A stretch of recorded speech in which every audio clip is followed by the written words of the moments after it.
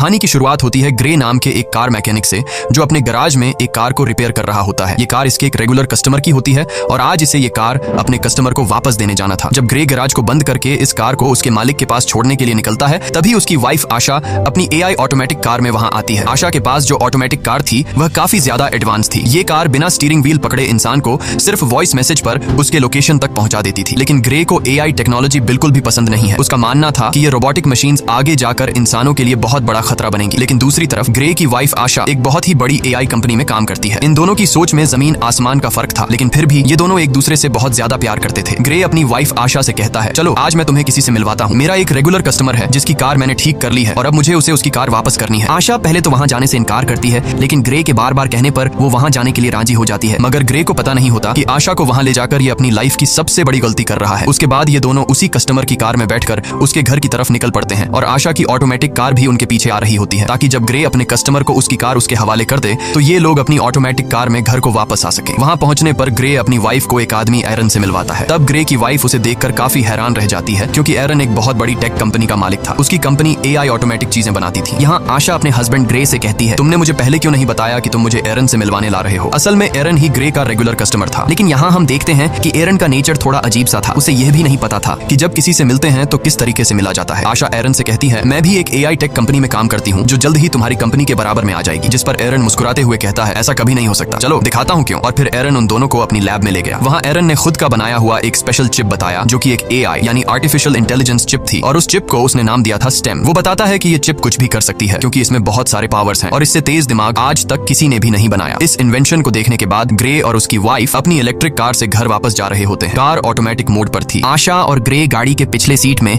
Romance में मसरूफ थे, लेकिन तभी अचानक से उनकी कार अपने रास्ते से भटककर दूसरे रास्ते पर चलने लगती है। ग्रे ये नोटिस कर लेता है कि कार वहां पर नहीं जा रही जहां उसे जाना चाहिए। तब ग्रे की वाइफ अपनी कार को वापस घर के रास्ते पर चलने के लिए कहती है, लेकिन वो कार कहती है कि सिस्टम में कोई खराबी आ गई है। ग्रे मैन्युअली कार की ब्रेक दबाकर उसे रोकने की कोशिश करता है, जिससे कार रुकती नहीं बल्कि उसकी स्पीड और ज्यादा बढ़ जाती है। ये दोनों कार को रोकने की काफी कोशिश करते हैं, लेकिन कार को नहीं रोक पाते, जिसकी वजह से उनकी कार स्पीड ब्रेकर से टकरा जाती है और उलट जाती है। लकीली इस एक्सीडेंट में इन दोनों को ज्यादा चोटें नहीं आती और ये दोनों बच जाते हैं। ये लोग कार से निकलने की कोशिश कर रहे होते हैं कि तभी वहां पर एक गाड़ी आकर रुकती है, जिसमें से 4 लोग बाहर आते हैं और वो इन दोनों को कार से बाहर निकालकर पकड़ लेते हैं। उसी जगह पर एक पुलिस ड्रोन कैमरा भी ऊपर से सब कुछ शूट कर रहा होता है, जो उन 4 लोगों को पहचानने की कोशिश कर रहा था, लेकिन ड्रोन उन्हें नहीं पहचान पाता। यहाँ ग्रे को लगता है कि शायद ये लोग चोर हैं। वो उन लोगों से कहता है, प्लीज हमें छोड़ दो और बदले में तुम बेशक हमारी गाड़ी, पैसे, सब कुछ ले लो। लेकिन वो लोग ग्रे की कोई बात नहीं सुनते और उनमें से एक आदमी ग्रे की वाइफ को शूट कर देता है। ये देखकर ग्रे पूरी तरह से सुन्न हो जाता है। ग्रे की आंखों के सामने उसकी दुनिया उजड़ गई। वो तेजी से चीखने लग जाता है। उसके बाद ये लोग ग्रे को पकड़कर पहले उससे खूब मारते हैं और फिर यह लोग ग्रे को भी गर्दन के पीछे गोली मार देते हैं। ये लोग ग्रे और आशा का सारा सामान चोरी करके वहां से चले जाते हैं। ग्रे की सांसें अभी भी चल रही थी और वो अपनी आंखों के सामने अपनी वाइफ को तड़पता हुआ देख रहा था, लेकिन ग्रे कुछ भी नहीं कर पा रहा था, क्योंकि उसकी बॉडी का कोई भी पार्ट नहीं हिल पा रहा था। और फिर ग्रे की आंखों के सामने उसकी वाइफ की मौत हो जाती है। कुछ देर बाद वहां पर पुलिस आ पहुंची। उन्होंने आशा की बॉडी को पोस्टमार्टम के लिए भेज दिया और ग्रे को हॉस्पिटल में एडमिट कर दिया। हॉस्पिटल में 3 महीनों तक इलाज चलने के बाद ग्रे की जान तो बच गई, लेकिन अब वो चलने के काबिल नहीं था। गर्दन के नीचे गोली लगने की वजह से उसका स्पाइनल कॉर्ड टूट गया। कंधे से नीचे उसका पूरा जिस्म पैरालाइज्ड हो गया और फिर 3 महीनों बाद ग्रे को घर वापस लाया जाता है और यहाँ पर ग्रे व्हील चेयर पर होता है, क्योंकि उसके सिर के अलावा पूरी बॉडी बेजान थी। अब ग्रे कोई भी काम नहीं कर सकता था, इसीलिए उसका काम करने के लिए उसके घर पर एक रोबोट मशीन थी जो उसका सारा काम करती थी और उसकी मदर उसका ख्याल रख रही थी। लेकिन ग्रे के लिए अब जिंदगी बोझ बन चुकी थी। उन 4 किलर्स ने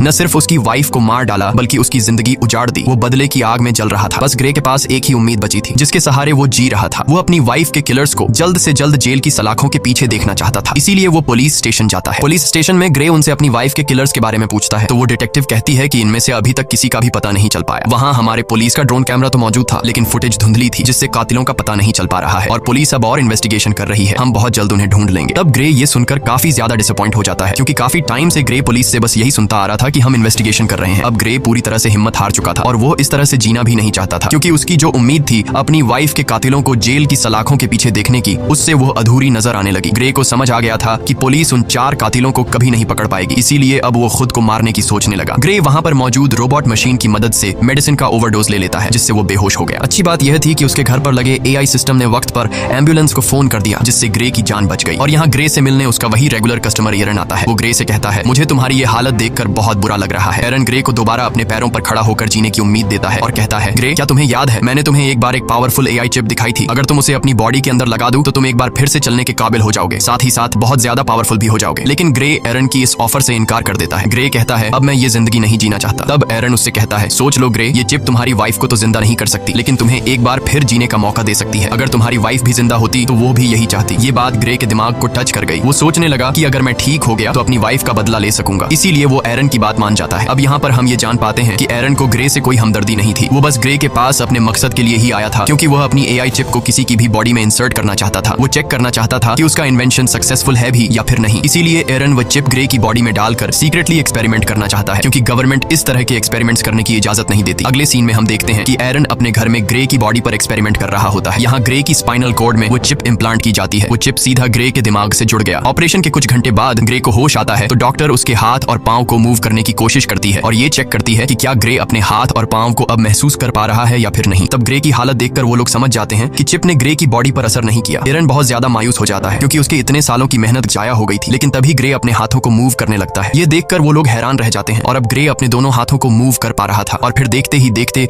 ग्रे अपने दोनों पैरों पर खड़ा हो जाता है। खुद को ठीक होता देखकर ग्रे बहुत ज्यादा खुश हो जाता है। अब वो पहले से भी ज्यादा पावरफुल खुद को फील करने लगा। एरन भी अपनी एक्सपेरिमेंट को सक्सेसफुल होता देखकर काफी खुश हो जाता है। फिर यहाँ पर एरन ग्रे से एक कॉन्ट्रैक्ट पर साइन करवाता है, जिसमें वो किसी को भी नहीं बताएगा कि वो चल सकता है और उसे सबकी नजरों में पैरालाइज्ड बनकर रहना होगा, क्योंकि अगर गवर्नमेंट को पता चला कि ग्रे चिप के जरिए दोबारा से चल पा रहा है तो एरन को अरेस्ट कर लिया जाएगा और ग्रे की बॉडी से उस चिप को निकाल लिया जाएगा, क्योंकि उस चिप को किसी की बॉडी में इंजेक्ट करना इलीगल है। उसके बाद ग्रे अपने व्हील चेयर पर बैठकर घर आ जाता है। यहाँ उसे पता चलता है कि उसके लिए डिटेक्टिव का भेजा एक पैकेज आया है, जिसमें ग्रे की वाइफ की पोस्टमार्टम रिपोर्ट और उसके केस से रिलेटेड कुछ इन्फॉर्मेशन थी। ग्रे उस दिन पुलिस ड्रोन से रिकॉर्ड की गई फुटेज देखने लगा, लेकिन फुटेज क्लियर नहीं थी, इसलिए ग्रे को किलर्स के बारे में कोई जानकारी नहीं मिल पाई। वो मायूसी में ड्रिंक करने लग जाता है। तभी अचानक उससे एक आवाज आई, क्या तुमने फुटेज में एक चीज नोटिस की? ये आवाज सुनकर ग्रे यहाँ वहाँ देखने लगा, लेकिन उसे कोई भी नजर नहीं आया। ग्रे घबरा कर बोला, कौन है? सामने आओ। तभी फिर से आवाज आई, शांत हो जाओ ग्रे, मैं तुम्हारे अंदर की वो एआई चिप हूँ, वही सिस्टम जो तुम्हारी बॉडी चला रहा है। यहाँ पर ग्रे सोचता है कि शायद वो पागल हो गया है, जिस पर वो चिप कहती है, नहीं ग्रे, तुम पागल नहीं हुए हो। ऑपरेशन के दिन के बाद मैं तुम्हारे साथ हूँ, तुम जो देख सकते हो वो मैं भी देख सकती हूँ। जिस पर ग्रे ने पूछा कि क्या तुम्हें और कोई सुन सकता है? चिप ने जवाब दिया, नहीं, मुझे सिर्फ तुम ही सुन सकते हो। यहाँ पर वो चिप ग्रे की हेल्प करने की कोशिश करती है, ताकि ड्रोन की मदद से ग्रे को पता चल सके कि उसकी वाइफ को मारने वाले लोग कौन थे। ग्रे के साथ यहाँ पर वो चिप भी सब कुछ देख पा रही थी,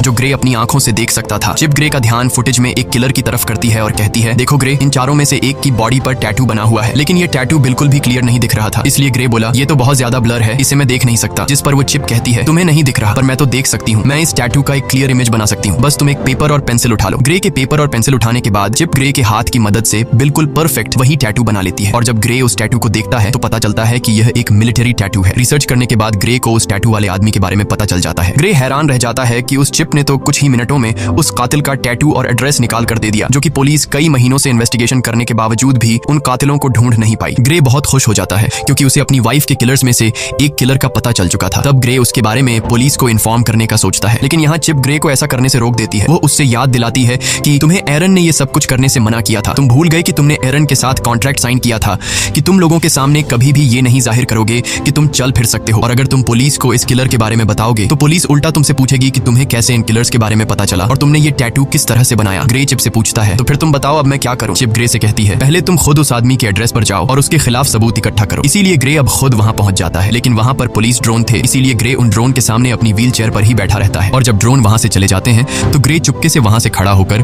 किलर के घर की तरफ जाता है। वो किलर के घर के दरवाजे को खोलकर घर के अंदर चला जाता है। वहां जाकर वो एविडेंस ढूंढने लग जाता है और यहाँ पर ग्रे को पता चलता है कि उस किलर को किसी ने बहुत सारे मैसेजेस किए हैं। ग्रे के अंदर लगी चिप उन मैसेजेस को कुछ सेकंड के अंदर ही पढ़ लेती है। चिप ग्रे से कहती है कि इन मैसेजेस में ओल्ड बोन नाम की जगह का बार बार बताया गया है, क्या तुम्हें इसके बारे में कोई जानकारी है? ग्रे ने कहा, हाँ, ये हमारे घर के पास ही एक बार का नाम है। इन्हीं बातों के बीच ग्रे को किसी के आने की आवाज सुनाई देती है। असल में वहां पर वो किलर था जो कि वापस आ गया था। वो किलर देखता है कि उसके टेबल पर सारा सामान बिखरा हुआ है। तभी वो किलर सामने लगे शीशे से ग्रे को देख लेता है। वो फौरन ग्रे पर हमला कर देता है और उससे पूछता है, तुमने मुझे कैसे ढूंढा? तब ग्रे इस बात का कोई जवाब नहीं देता और ग्रे किलर से पूछता है, तुम बताओ मेरी वाइफ को किसने मारा था? वो किलर बहुत ज्यादा ताकतवर था, इसीलिए वो ग्रे पर भारी पड़ने लगता है। इससे पहले कि वो ग्रे को मार पाता, ग्रे के अंदर लगी चिप ग्रे से पूछती है, तुम मुझे अपनी बॉडी का फुल कंट्रोल दो ताकि मैं कुछ कर सकूं। जिसके बाद ग्रे बिना सोचे समझे उसे परमिशन दे देता है। चिप को परमिशन मिलने के बाद ग्रे एकदम से उस किलर पर अटैक कर देता है और उसे काफी बुरे तरीके से मारने लगता है। वो किलर भी परेशान हो जाता है कि आखिर अचानक इसमें इतनी ताकत कहां से आ गई, और ग्रे भी सोच में पड़ जाता है कि आखिर मैं इतना ताकतवर कैसे हो गया। यहाँ पर ग्रे उस किलर को खुद के हवाले करने के लिए कहता है, लेकिन वो किलर उस पर एक नाइफ से अटैक कर देता है। तो वो चिप सारी सिचुएशन को संभालते हुए उस किलर को मार डालती है और तब वो चिप किलर को मारने के बाद बॉडी कंट्रोल ग्रे को वापस दे देती है। ये देखकर ग्रे बहुत परेशान हो जाता है, क्योंकि वो किलर को जान से मारना नहीं चाहता था। उसे लगा कि अब उसका जेल जाना पक्का है। वो चिप ग्रे से कहती है कि घबराओ मत ग्रे, तुम्हें कुछ नहीं होगा, बस तुम यहाँ जल्दी से अपने सारे फिंगरप्रिंट्स मिटा दो। अब यहाँ पर वो चिप जैसे कहती है, ग्रे बिल्कुल वैसे ही करता है। कुछ देर बाद पुलिस उस आदमी की बॉडी को पोस्टमार्टम के लिए ले गई, जहाँ हम उस डिटेक्टिव को देख पाते हैं। डिटेक्टिव को पोस्टमार्टम के दौरान पता चला कि उसकी बॉडी के अंदर एक वेपन इंसर्ट था और साथ साथ उसकी पूरी बॉडी में छोटी छोटी वायर्स थी। यानी वो किलर एक अपग्रेडेड इंसान था जो किसी भी आम इंसान से काफी ज्यादा पावरफुल था। दूसरी तरफ एरन ग्रे पर काफी गुस्सा करता है, तुमने उस किलर को क्यों मारा? ये काम काफी रिस्की था, अगर तुम पकड़े जाते तो तुम्हारे साथ मैं भी जेल चला जाता। मैंने इस चिप को तुम्हारे अंदर इसलिए इंसर्ट नहीं किया कि तुम अपनी वाइफ का बदला लो, और अगर दोबारा तुमने इस तरह की कोई हरकत की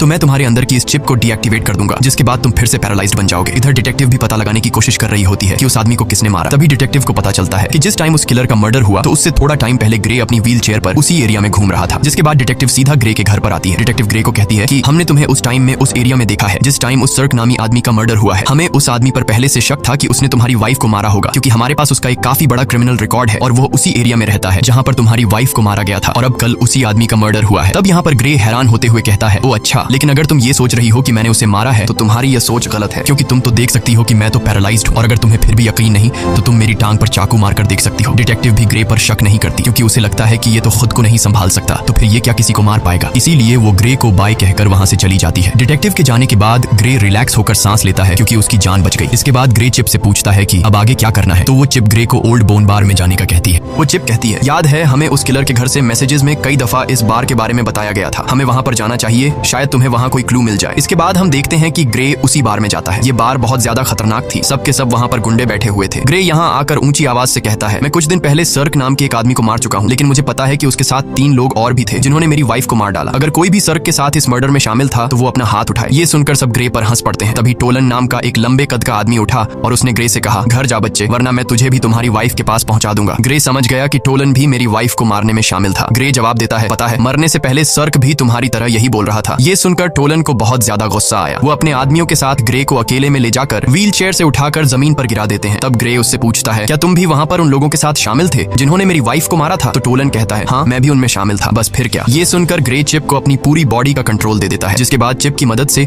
ग्रे उसके पास 2 आदमियों को मार गिरा देता है और फिर टोलन को भी बुरी तरीके से पिटने लग जाता है। ग्रे टोलन को नीचे जमीन पर गिराकर उससे पूछता है, तुम्हारे 2 और साथी कहाँ हैं और तुम लोगों ने मेरी वाइफ को क्यों मारा? लेकिन टोलन डरने के बजाय उल्टा हंस रहा था। वो ग्रे को कुछ भी नहीं बताता। तभी वो चिप ग्रे से कहती है, अगर तुम चाहो तो मैं बड़ी आसानी से इसका मुंह खुलवा सकती हूँ। ग्रे कहता है, क्यों नहीं, तुम जरा ट्राई करो। वो चिप उस किलर का फेस पूरी तरह से कट कर देती है। ग्रे पूछता है, अब बता क्यों मारा था मेरी वाइफ को? टोलन की सारी हेकड़ी निकल गई और फौरन उसने कहा, हमें पैसे मिले थे तुम्हारी वाइफ को मारने के लिए और मुझे फिस्क ने पैसे दिए। लेकिन इससे पहले कि ग्रे उससे फिस्क के बारे में कुछ पूछ पाता, वो आदमी वहीं पर मर जाता है। ग्रे गुस्से में चिप से कहता है, मैंने उसे मारने को तो नहीं कहा था, बस तुम्हें सिर्फ इसका मुंह खुलवाना था। तभी ग्रे की नजर उस मरे हुए आदमी के गले में लगी चेन पर पड़ी, जिस पर उसे बनाने वाली कंपनी का बोल्ट नाम लिखा था। ये देखकर ग्रे को शॉक हुआ, क्योंकि उस कंपनी में ग्रे की वाइफ आशा काम करती थी, यानी आशा के अपने ही कंपनी वाले उसे मरवाना चाहते थे। उधर एरिन को पता चल चुका था कि ग्रे ने फिर से किसी की जान ले ली। अब वो जल्दी से चिप को शट डाउन करने की कोशिश कर रहा था। तभी वो चिप ये बात ग्रे को बता देती है कि मुझे एरिन शट डाउन करने की कोशिश कर रहा है, इसीलिए हमें जल्द से जल्द कुछ करना होगा। ग्रे बोला, अब क्या करें? तभी वो चिप ग्रे को एक हैकर के बारे में बताती है, ताकि उस हैकर की मदद से एरिन की इनपुट को हटा सके, जिससे एरिन का होल्ड खत्म हो जाएगा और वो कुछ भी नहीं कर पाएगा। चिप ग्रे को जेमी नाम के एक हैकर का पूरा एड्रेस दे देती है। इसके बाद ग्रे उस हैकर के पास जाने लगता है। कुछ देर बाद ग्रे उस हैकर के फ्लैट तक पहुंच जाता है, लेकिन दूसरी तरफ एरिन उस चिप को 30% शट डाउन कर देता है, जिससे ग्रे की एक टांग पैरालाइज हो जाती है। लेकिन ग्रे फिर भी हिम्मत करके ऊपर जाता है। एरिन तेजी से चिप को शट डाउन करने के काम पर लगा रहता है, जिससे ग्रे का एक हाथ और एक पांव पैरालाइज हो जाता है। लेकिन इससे पहले कि एरिन ग्रे को पूरी तरह से पैरालाइज कर देता, ग्रे हैकर के डोर तक पहुंच जाता है। इसके बाद एरिन ग्रे को 100% शट डाउन कर देता है। अब ग्रे पूरी तरह से पैरालाइज हो चुका था। अच्छी बात यह थी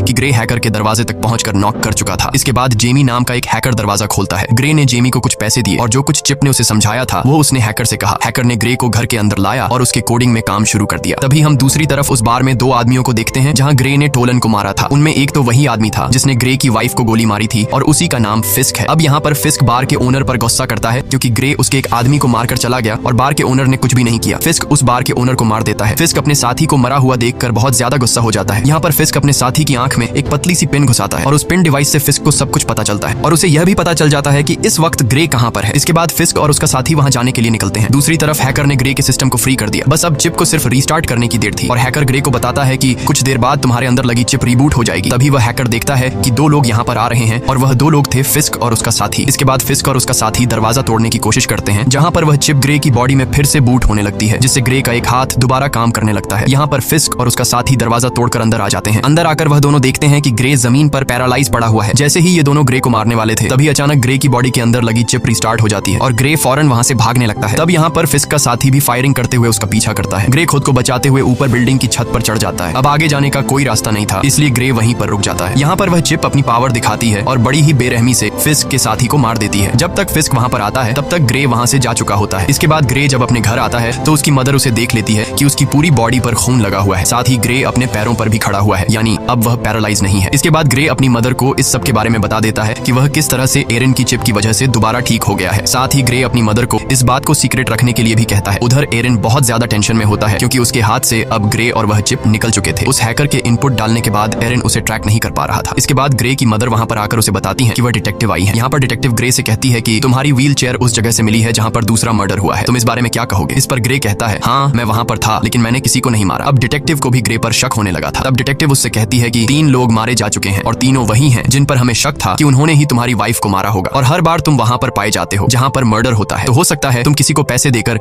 ये सारे मर्डर्स करवा रहे हो। तब ग्रे उससे कहता है, अगर आपको ऐसा लगता है तो आप मेरी कॉल रिकॉर्ड चेक कर सकती हैं। तब यहाँ पर वह डिटेक्टिव कुछ नहीं कह पाती और जाते वक्त वह चुपके से ग्रे की जेब में माइक्रोफोन डालकर चली जाती है। ग्रे को अब रियलाइज होने लगा कि कातिलों को सजा देने के जुनून में अब वह खुद एक कातिल बन चुका है। ग्रे कहता है, अब मुझे ये सब कुछ बंद करना होगा। तो वह चिप कहती है, नहीं ग्रे, हमें इस आखिरी आदमी को मारना होगा जिसका नाम फिस्क है, क्योंकि अगर हमने इसे नहीं मारा तो वह हमें मार देगा। लेकिन ग्रे अब और किसी को नहीं मारना चाहता था, इसलिए वह चिप से कहता है, बस अब बहुत हो गया, तुम मेरे दिमाग से निकल जाओ। तभी ग्रे की बॉडी अनकंट्रोल होकर पीछे तकिए पर गिर जाती है। ग्रे ने चिप से परेशान होकर पूछा, मैं हिल क्यों नहीं पा रहा हूँ? इसके बाद वह चिप ग्रे को कहती है, उस हैकर ने जो कोड मेरे सिस्टम में एंटर किए हैं उसकी वजह से मैं पूरी तरह से आजाद हो चुकी हूँ। इसका मतलब ये है कि अब वह चिप ग्रे की परमिशन के बिना वो सारे काम कर सकती है। ग्रे, अब मुझे तुम्हारी बॉडी का फुल कंट्रोल मिल चुका है, अब तुम मेरी मर्जी के मुताबिक चलोगे। अगर मैं चाहूँ तो तुम अपने हाथ की एक उंगली तक हिला नहीं पाओगे। ये सुनकर ग्रे के गले में सांसें अटक गईं। यहाँ पर ग्रे और चिप आपस में जो बातें कर रहे थे, दूसरी तरफ डिटेक्टिव भी वह सारी बातें सुन रही थी क्योंकि उसने ग्रे के पॉकेट में एक माइक्रोचिप डाला था। लेकिन यहाँ पर डिटेक्टिव को यह बात समझ नहीं आती कि ग्रे जिसे बात कर रहा है आखिर वो है कौन। इसके बाद चिप ने ग्रे से कहा, अब चलो ग्रे, हमें उस आखिरी कातिल को खत्म करना है। अब ग्रे अपनी बॉडी पर पूरी तरह से कंट्रोल खो चुका था, इसलिए चिप उनसे जो कहता वो मानने को तैयार हो जाता है। ग्रे ने एक गन उठाई और फिस्क को मारने की तैयारी करने लगा। उसकी मदर उसे रोकने की कोशिश करती है लेकिन वो उसे अनसुना करके गाड़ी में बैठकर निकल पड़ता है। यहाँ पर डिटेक्टिव भी ग्रे का पीछा करने लगती है। इसके बाद ग्रे को अपनी पॉकेट से वो माइक्रोफोन मिल जाता है, तो वो चिप कहती है कि यह माइक्रोफोन जरूर उस डिटेक्टिव ने ही रखा होगा। ग्रे माइक्रोफोन फेंकता है और उसे पता चलता है कि डिटेक्टिव उसका पीछा कर रही है। तब डिटेक्टिव से पीछा छुड़वाने के लिए वो चिप एक इलेक्ट्रिक कार को हैक करके डिटेक्टिव की गाड़ी से एक्सीडेंट करवा देती है, जिससे ये डिटेक्टिव को पीछे छोड़ देते हैं। इसके बाद डिटेक्टिव ग्रे की मदर के पास जाती है और उस सब के बारे में पूछती है जो वहां पर चल रहा था। उधर ग्रे फिस्क को ढूंढ लेता है और वो गन पॉइंट पर उसे पूछता है कि मेरी वाइफ को तुमने क्यों मारा? जिस पर फिस्क कहता है, हमारा तुम्हारी वाइफ के साथ कोई लेना देना नहीं था, हमारा निशाना सिर्फ तुम थे, हमारा मकसद तुम्हारी रीढ़ की हड्डी काटना था। जब मैंने तुम्हारे गले में गोली मारी तुमने समझा कि वो गोली थी, लेकिन असल में वो एक मेडिकल टूल था जिसने तुम्हारा स्पाइनल कोड डैमेज कर दिया, और तुम्हारी वाइफ, उसे तो हमने सिर्फ एक्स्ट्रा पैसों के लिए मार दिया था। ये सुनकर ग्रे गुस्से से भड़क उठा और अब उन दोनों के बीच फाइट शुरू हुई। फिस्क भी एक अपग्रेड ह्यूमन था लेकिन पुराने मॉडल का, इसीलिए वो ग्रे की पावर के सामने ज्यादा देर तक टिक नहीं पाया और ग्रे फिस्क को बड़ी बेरहमी से मार देता है। इसके बाद ग्रे उसका फोन चेक करने लगता है तो फोन रिकॉर्डिंग से ग्रे को पता चलता है कि यह सबके पीछे कोई और नहीं बल्कि एरन है। उसी ने ग्रे की वाइफ को मरवाया और ग्रे को पैरालाइज कर दिया। अब ग्रे बिना कुछ सोचे एरन को मारने के लिए उसके घर में जाता है, लेकिन वहाँ एरन अकेला बैठकर रो रहा था। ग्रे ने एरन से पूछा, क्यों किया ऐसा तुमने? मैंने तुम्हारा क्या बिगाड़ा था? एरन कहता है, ये सब मेरी प्लानिंग नहीं थी, मैंने तुम्हारी वाइफ को नहीं मरवाया। ग्रे कहता है, झूठ मत बोलो, मैंने तुम्हारी रिकॉर्डिंग मोबाइल पर सुन ली है। इससे पहले कि ग्रे एरन को मार पाता, पीछे से डिटेक्टिव आकर ग्रे को गन फेंकने के लिए कहती है और जैसे ही डिटेक्टिव ग्रे के पास आती है तो ग्रे डिटेक्टिव को गिरा देता है। अब यहाँ उस डिटेक्टिव को ग्रे मारना नहीं चाहता था लेकिन वो चिप मारना चाहती थी। ग्रे अपनी पूरी जान लगाकर डिटेक्टिव के गले से